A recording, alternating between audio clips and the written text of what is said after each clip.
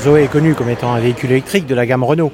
Ce qui est intéressant pour nous dans ce partenariat avec EDF, c'est de poursuivre notre chemin, de devenir un terrain d'expérience concrète, à la fois pour nos chercheurs et nos étudiants, pouvoir à la fois évaluer d'un point de vue économique, sociologique, énergétique, comment on s'approprie ces types d'outils et puis pouvoir les interconnecter puisque en septembre 2018, nous deviendrons autoproducteurs parce que nous allons produire 7% de nos besoins électriques par notre bâtiment producteur, 7% des besoins cœur d'îlot hors chauffage, il faut être très précis.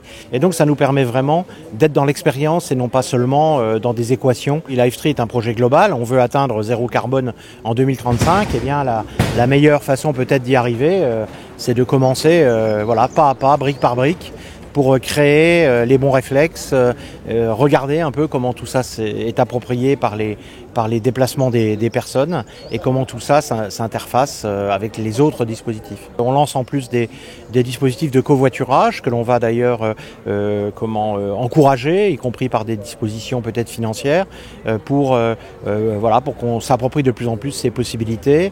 Dans ce qu'on est en train de mettre en place, c'est un logiciel de covoiturage dynamique qui permet en permanence de recalculer et de réapprocher des gens qui peut-être à 5 minutes près allaient dans la même direction. On va expérimenter tout ça. On a un partenariat qu'on vient de conclure avec l'Université catholique et monsieur le recteur Giorgini qui était présent ici aujourd'hui. Il s'agit finalement de les accompagner dans la réflexion qui est la leur, avoir une capacité de démonstration, de test et finalement d'amélioration de la consommation d'énergie sur l'ensemble de leur campus.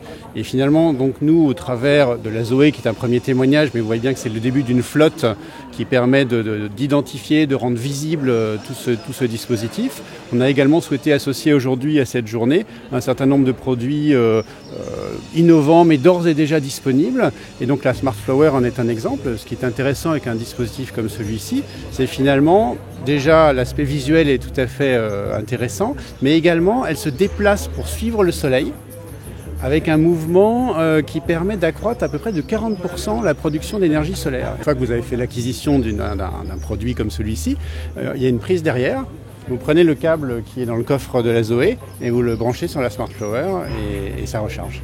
Alors après, sinon, en 1 heure de charge, vous pouvez faire une centaine de kilomètres à peu près avec un véhicule électrique quand c'est fortement ensoleillé. Finalement, chacun par son propre comportement, par finalement les petites briques qu'on va mettre les unes à côté des autres, c'est ça qui va permettre vraiment qu'il y ait des résultats tout à fait intéressants pour contribuer à un moindre réchauffement de la planète notamment.